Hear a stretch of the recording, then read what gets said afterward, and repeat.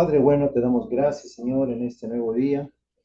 Gracias por este tiempo de estar reunidos en familia. Hemos venido para alabarte, para adorarte, para exaltar tu nombre, para declarar que tú eres el Señor de nuestras vidas, Padre. Gracias por este tiempo precioso de poder alabarte, de poder exaltar tu nombre, poder declarar que tú eres el Señor, quien viene pronto. Tú eres el Señor que vino a mostrarnos el camino, la verdad, la vida, Señor, que este mundo necesita. Padre, gracias porque tú eres la luz que ilumina a todo ser humano. Y cada uno de nosotros necesitamos acercarnos a ti y reconocer lo que tú eres para nosotros. Como aquellos primeros discípulos que se acercaron a ti reconociendo a que tú eras el Mesías, que tú eras el Cristo, el ungido de Dios.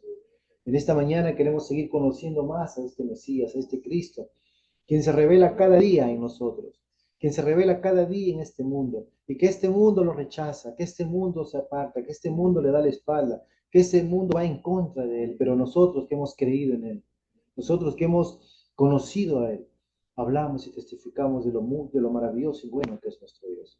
Gracias te damos, Padre, a ti sea toda gloria y honra en el precioso, maravilloso nombre de Hijo Jesús, nuestro Señor. Amén. Amén. Nuestro Dios es bueno. Realmente estamos agradecidos por todo lo que Dios está haciendo cada día, cada semana, cada tiempo en nuestras vidas. Y creo que a medida que nosotros vamos entendiendo lo que el propósito por el cual Juan fue escribiendo este evangelio, de que Jesucristo es el Cristo, vamos a darnos cuenta que nuestra vida en cuanto a nuestra comunión con Dios no es cualquier comunión, sino que nos hemos unido, ligado a Dios mismo en nuestro ser. Amén. Y eso es lo que Dios anhela y desea, que cada uno de nosotros pueda reconocer quién es el Señor. Pero algo muy importante que en esta noche, en esta mañana, perdón, vamos a compartir con ustedes, es algo que realmente la palabra de Dios nos quiere mostrar, cómo Dios quiere la actitud que nosotros como cristianos tenemos que vivir cada día de nuestras vidas. Porque es bueno que nosotros reconozcamos quién es Jesús. Es bueno que nosotros hayamos nacido de nuevo en Cristo Jesús. Es bueno que nosotros decidamos vivir ahora una vida juntamente con el Señor. Pero es muy importante que nuestra vieja naturaleza tiene que ir decayendo o muriendo. Porque Dios quiere que nosotros vivamos una nueva vida, ¿no? Una nueva vida ligada juntamente con Él, establecido de acuerdo a su palabra, de acuerdo a lo que la Biblia nos enseña y siendo guiados básicamente por el Espíritu Santo. Una vida cristiana sin la guía del Espíritu Santo es una vida cristiana seca, es una vida religiosa, es una vida mística, es una vida tal vez tal vez más envidiosa, más humana y no dejándose llevar o guiar por lo que el Espíritu Santo nos quiere enseñar. Amén. Y en este pasaje que hoy día vamos a leer, nos va a ayudar a que podamos entender claramente hacia dónde nos quiere llevar la palabra de Dios. Amén. Si me acompañan con sus Biblias en Juan capítulo 3, verso 22 al 27. Juan capítulo 3, verso 22 al 27. Es una pequeña porción de la palabra de Dios, pero al mismo tiempo esta pequeña porción nos va a llevar a que podamos entender algo muy importante en la vida de cristianos como nosotros. Porque aquí básicamente, amados hermanos, vamos a ver en este texto que son personas que aman a Dios, personas que están siguiendo a Dios, son personas que en su corazón tienen ese deseo de seguir teniendo comunión con Dios, pero va a pasar algo muy interesante, ¿no? Y es necesario que nosotros aprendamos lo que pasó en este pasaje para que podamos aplicarlo a nuestra vida y podamos enfocarnos realmente quiénes somos y de dónde ha venido lo que tenemos o lo que Dios nos ha concedido. Amén. A ver, vamos, Juan capítulo 3, verso 22 al 27, dice así. Después de esto, vino Jesús con sus discípulos a la tierra de Judea, y estuvo allí con ellos y bautizaba. Juan bautizaba también en Enón, junto a Salín, porque había allí muchas aguas y venían y eran bautizados. Porque Juan no había sido aún encarcelado. Entonces hubo discusión entre los discípulos de Juan y los discípulos y los judíos acerca de la purificación. Y vinieron a Juan y le dijeron: Rabí, mira, el que estaba contigo al otro lado del Jordán, de quien tú diste testimonio, bautiza, y todos vienen a él. Respondió Juan y dijo: no puede el hombre recibir nada si no le fuere dado del cielo. ¿Eh? Repitan conmigo esta frase. No puede el hombre recibir nada si no le fuere dado del cielo. Amén. Si para entender un poco el contexto que estamos llevando, ya nos está diciendo, que hemos estado hablando, ya casi empezamos una nueva etapa. Justamente se presenta ya Jesús empezando su ministerio públicamente. Acuérdense que hasta ahora Jesús simplemente ha estado haciendo milagros, pequeñas señales, algo muy cerrado, pero ahora Jesús ya se mueve a otro lugar, sale de donde estaba y se mueve hacia Judea, y él empieza pues y su ministerio ya empieza a crecer, ya la gente reconoce quién es Jesús. ¿Por qué? Por las señales y milagros. Así como Nicodemo se acercó a Jesús por todas las señales y milagros que él veía, mucha gente también se acercaba a Jesús con esa razón. Y Jesús empezó obviamente a mover a crecer su ministerio, conforme nos dice el verso 22. Nosotros vamos a ver acá, en el verso 22. El tema que vamos a tratar el día de hoy es: todo viene del cielo, todo viene del cielo. Verso 22 dice así: después de esto vino Jesús con sus discípulos a la tierra de Judea y estuvo allí con ellos y bautizaba. El término después de esto es muy interesante marcar, porque acá marca un nuevo tiempo, una nueva etapa, ¿no? Ya Jesús había, como le decía, ese momento había pasado, ese momento de haber estado en la Pascua, ya había pasado ese momento de haber estado con Nicodemo, ¿no? Hemos leído versículos anteriores. Jesús estaba con Nicodemo hablando acerca de lo que es el nuevo nacimiento, la necesidad de poder nacer de lo alto, entender que él iba a ser justamente resucitado, perdón, levantado, crucificado, y que todo aquel que creía en él no iba a perecer, sino que iba a tener vida eterna, ¿no? Y también nos habló la semana pasada, justamente, donde Jesús estaba diciéndole, ¿no? De que todo aquel que ama la luz va, o hace las cosas buenas, va hacia la luz, pero aquella persona que está en el pecado busca las tinieblas, la oscuridad, para que sus obras no sean reveladas, ¿no? Y muchas veces nosotros no nos damos cuenta, pero a veces las malas acciones siempre se van a desarrollar no en un ambiente, digamos, donde la luz está plenamente, digamos, expuesta, sino que buscamos la oscuridad, las tinieblas, el ocultarnos, el guardarnos, ¿no? Porque la gente del mal siempre busca eso. Y básicamente lo que Jesús estaba agradeciendo a Nicodemo era que él debía de entender que se tiene que acercar a la luz. Y cada uno de nosotros tenemos que acercarnos a la luz. ¿Para qué? Para que simplemente expongamos nuestra vida como está. Si nuestra vida no está bien, Dios no está ahí para juzgarnos ni condenarnos. Él está ahí para ayudarnos a quitar todo pecado, toda inmundicia, toda cosa negativa de nuestras vidas. Pero aquel que está en la luz obviamente manifiesta sus obras que son buenas en Dios, ¿no? Por eso que Pablo a los Efesios le decía, ¿no? Que nosotros somos hechura suya, creados en Cristo Jesús para buenas obras. Es importante que entendamos que a medida que nosotros nos damos cuenta quiénes somos en el Señor, nuestra vida no va a ser cualquier vida, sino va a ser una vida que refleje la naturaleza de la cual Dios nos ha concedido. Amén. Y acá Jesús, entonces, después de todo este suceso, de todo este evento que Jesús ha pasado y ha compartido y ha hablado acerca del nuevo nacimiento y acerca de la nueva vida que podemos tener en Él, Jesús dice que viene con sus discípulos a la tierra de Judea. Ya Jesús empieza ya su ministerio de una manera mucho más abierta, ya sale del lugar donde estaba, se va a Judea, y entonces en Judea dice, estuvo allí con ellos y bautizaba, ¿no?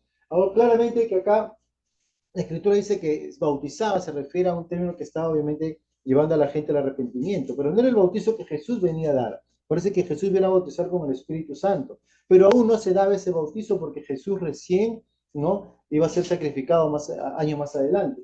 Lo que dice acá básicamente, y confronta el verso en el capítulo 4 de Juan, donde dice que no era Jesús quien bautizaba, sino eran los discípulos quien bautizaban. Pero acá vemos claramente el crecimiento y el desarrollo de la, del ministerio de Jesús. Jesús ya no está simplemente haciendo cosas muy individuales, muy personales, muy cercanas o familiares, sino ya se está haciendo más público, ¿no? Ya están conociendo más quién es este Jesús. Y vemos que Jesús va empezando a crecer, ¿no? Pero acá va a haber una situación muy especial, ¿no? Porque en el siguiente verso dice, el verso 23 dice: Juan bautizaba también en Enón, junto a Salim, porque allí había muchas aguas, y venían y eran bautizados.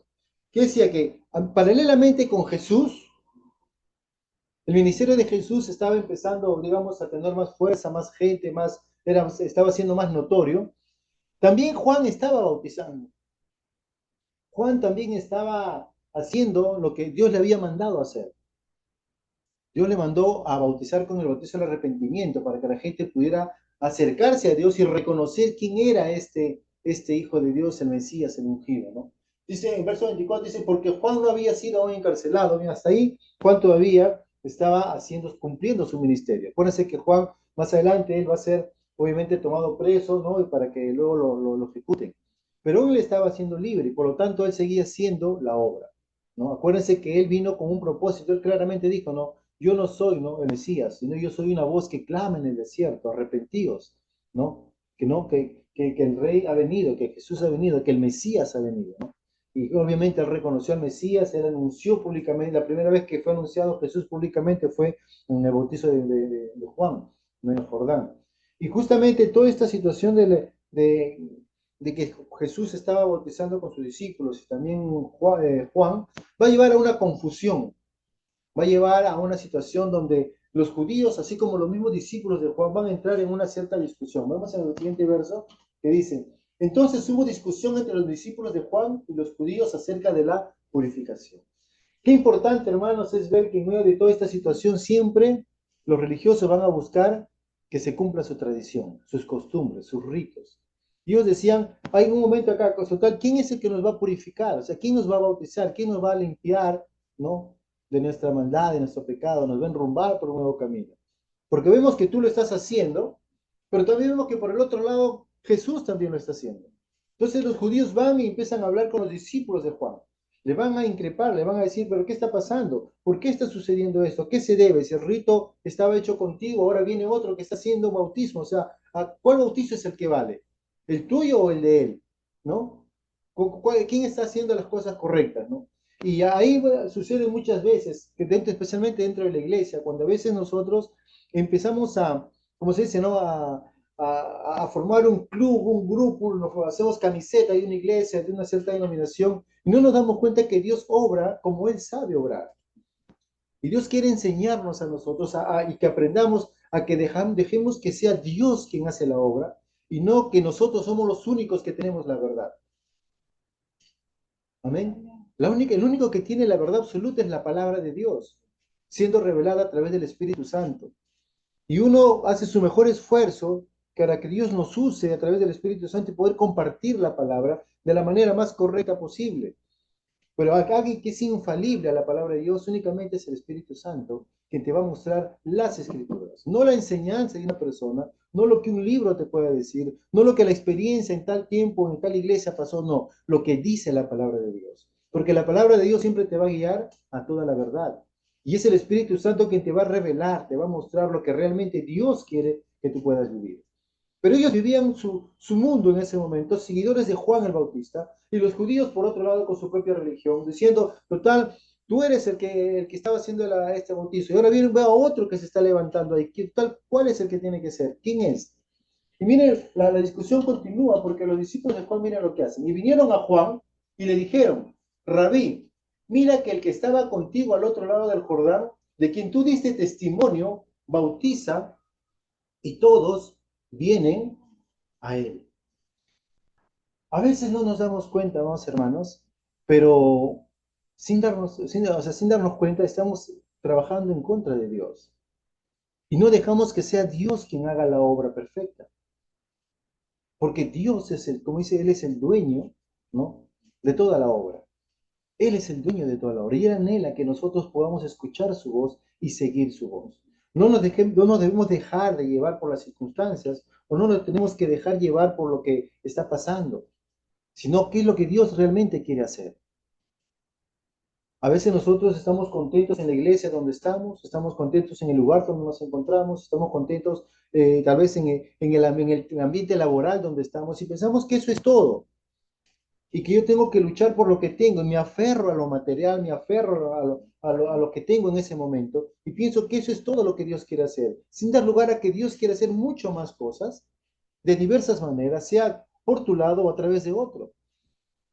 Pero acuérdense que todo está de acuerdo a las escrituras, no está hecho simplemente por hacer.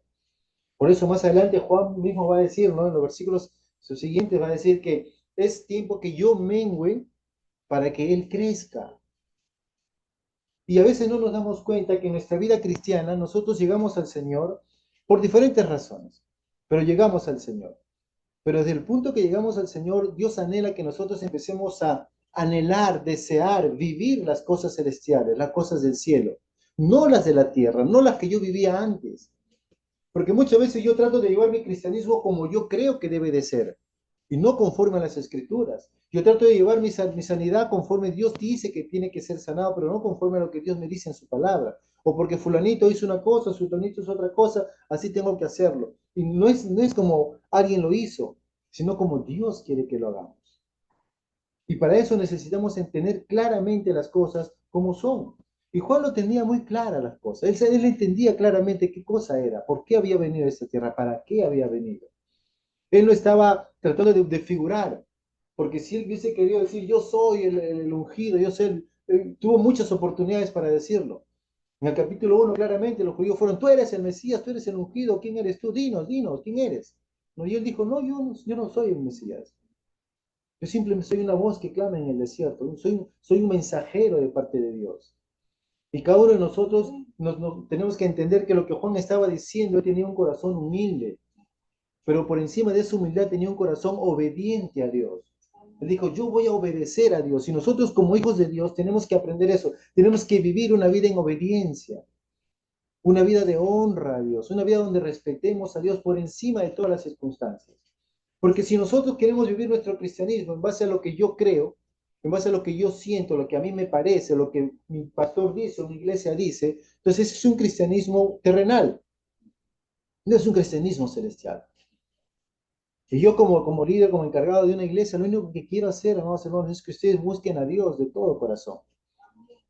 Yo puedo guiarles a un punto, pero ustedes tienen que descubrir lo que Dios realmente quiere para cada uno de nosotros. Porque Dios no hace copias, Dios se hace únicos, personas únicas, y trata con cada uno de nosotros de una manera personal e individual y única. La forma que trata conmigo no es la forma que va a tratar con ustedes, porque Dios nos trata de una manera especial. Todos somos especiales y valiosos para Dios. Y tenemos que seguir ese anhelo y deseo de Dios. Y Juan entendía claramente que esto no era básicamente, amados hermanos, un juego de quién tiene más líderes y quién tiene menos, quién gana, quién pierde. Juan entendió claramente que este propósito de esta vida, que este ministerio, perdón, que él estaba llevando, él estaba enseñando a sus discípulos de que él decía, es necesario que él sea quien crezca y que yo tenga que perecer.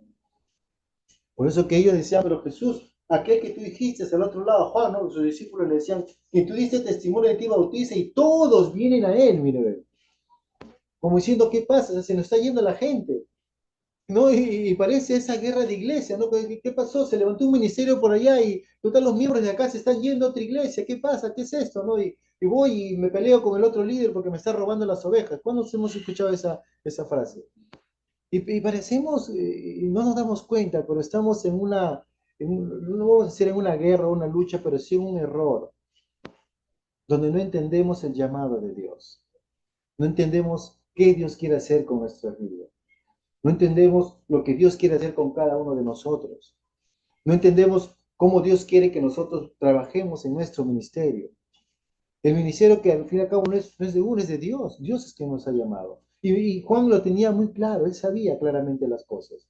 Él entendía claramente que lo que él había recibido, él lo había recibido de parte de Dios. Y por lo tanto, él tenía que seguir la dirección y el camino que Dios le iba a dar. Y eso es para nosotros una gran lección. Porque como hijos de Dios que hemos nacido de Dios, tenemos que buscar el camino de Dios, no el camino que a mí me conviene. Y es triste cuando uno dice, bueno, voy a ir a la iglesia porque me conviene por eso, por esto, por lo otro, ¿no? No, no voy a esa iglesia porque de repente está muy lejos, ¿no? La otra, no, de repente ahí no hay música, no, al otro lado el pastor no me cae bien. Y empezamos a hacer, vamos a seleccionar, ¿no? El lugar donde queremos estar. Pero no nos damos cuenta que lo que hemos recibido, la salvación viene de Dios. Y el lugar que Dios, en el cual quiere que nosotros crezcamos, nos establezcamos y nos desarrollemos, es el lugar que Él ha preparado para nosotros. Y Dios quiere que nosotros nos afirmemos en esa verdad. Dios quiere que nosotros nos enraicemos en esa verdad. Él quiere que nosotros nos afirmemos a fin de que podamos cumplir el propósito y el llamado que Él nos ha entregado. Amén. Por lo tanto, como hijos de Dios, como iglesia de Dios, como columna y baluarte de la verdad, tenemos que buscar los propósitos y caminos que Dios tiene para cada uno de nosotros. No podemos movernos por lo que a mí me parece. No puedo moverme por mi necesidad. No puedo moverme por mi deseo. No puedo moverme porque si me cae bien el hermano, no me gusta tal persona que va y yo no voy para allá. Y somos buenos poniendo excusas, ¿no? ¿Cómo me voy a juntar con ese hermano que es así, asá? ¿O cómo voy a ir a tal lugar donde el pastor es así, asá? Y empiezo yo a poner, ¿no? O la gente que va ahí son gente de por aquí, no me cae. Yo me voy mejor a otro lugar donde la gente sí es de otro tipo, por aquí, por allá, y me puedo relacionar mejor. Y empezamos a buscar no los propósitos de Dios, buscamos nuestra propia conveniencia, buscamos nuestro propio beneficio, busco mi propio bienestar. Y muchas veces todas estas cosas lo único que hace es que contiene nuestro corazón, porque nuestro corazón se empieza a perder en las vanidades de la vida y no buscar el camino y propósito de Dios. ¿Amén? Por eso lo importante como hijos de Dios, nosotros en primer lugar tenemos que buscar levantar el nombre de Jesús en nuestras vidas. Que todo lo que hagamos, lo hagamos para el Señor, no como para mí. Porque a medida que nosotros empezamos a vivir una vida para agradarle a Dios y no para agradarme a mi propia carne, entonces mi vida va a ser diferente. Mi vida va a ser de una manera totalmente distinta, no como el mundo quiere que sea. Amén. Y tenemos que darnos cuenta de que en el reino de Dios, nosotros que somos parte de la familia de Dios, aquí no hay rivalidad, hermanos. Nadie se está uno batallando el puesto del otro o uno quiere ser mejor que el otro. No, estamos acá unidos por el amor.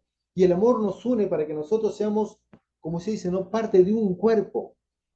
Yo no creo que tu mano izquierda esté en contra de tu mano derecha, o tu ojo izquierdo quiere ser mejor que el ojo derecho, no. Todos son un cuerpo y todos trabajan en equipo. Si uno está mal, el otro le ayuda. Y nosotros como cuerpo de Cristo tenemos que buscar siempre, ¿no? La unidad y movernos en el vínculo del amor, como decía Pablo. Entonces no debemos nosotros dejarnos llevar por las circunstancias o por las situaciones que no van de acuerdo al plan de Dios. Y tercero, amados hermanos, tenemos que darnos cuenta que como hijos de Dios, como personas que aman y quieren cumplir los planes y propósitos de Dios, tenemos que hacerlo de una manera humilde, no sentirnos más, no sentirnos que, por ejemplo, yo sí sé más, tú no sabes, que yo conozco más, tú no conoces, yo he estudiado acá y tú no has estudiado nada, yo tengo más tiempo en la palabra, tú tienes menos, no. Dios quiere que andemos en humildad y que dependamos siempre, siempre de Dios. Cuando un cristiano es humilde,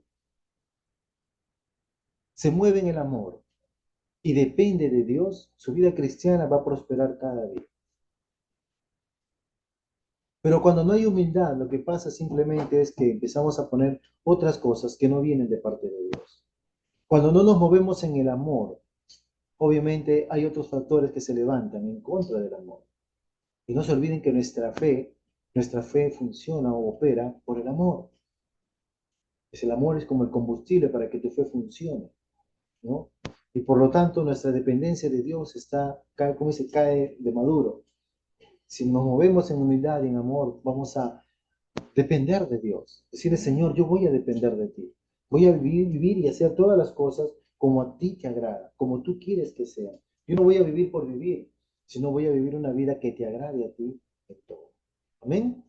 Y el último verso 27 viene la respuesta. Tal vez está dando mucho argumento para poder hacerle entender cómo tiene que ser nuestra actitud y nuestro corazón. Pero Juan, sabiendo claramente para qué él había venido, qué estaba haciendo aquí en la tierra, él va a dar, como se dice, no la estocada final. Y aquí es importante que nosotros entendamos. Mira lo que dice Juan. Respondió Juan y dijo, no puede el hombre recibir nada si no le fuere dado del cielo.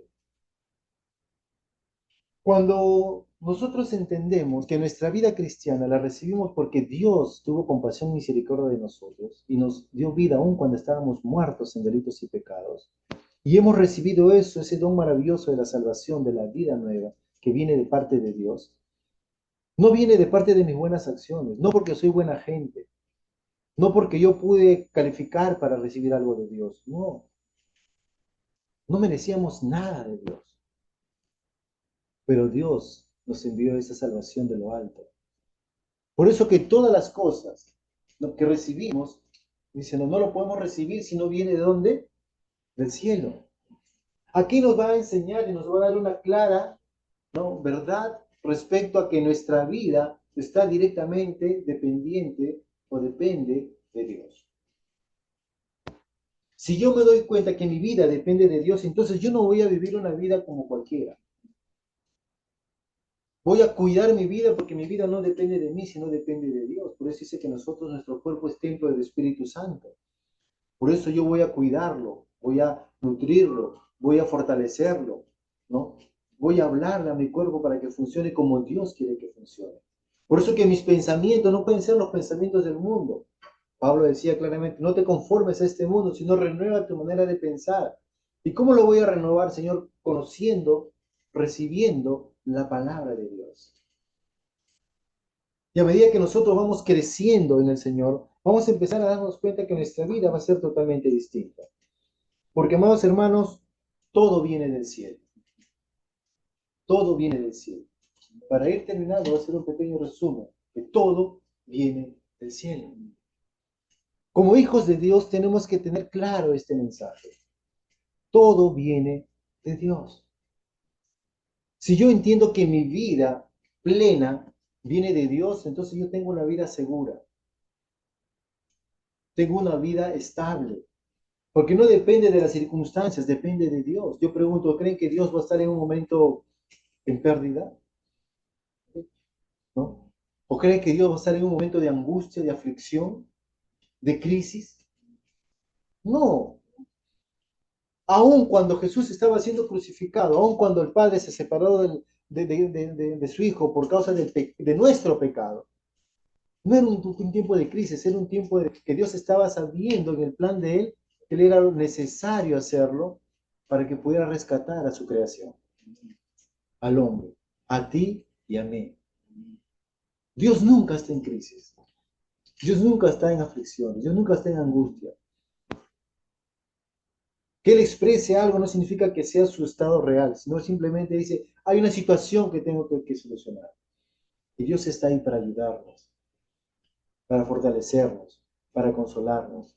Por eso, el entender Juan 3, 22, 27 nos va a ayudar a que nosotros nos demos cuenta claramente de que Dios tiene un plan y propósito para cada uno de nosotros.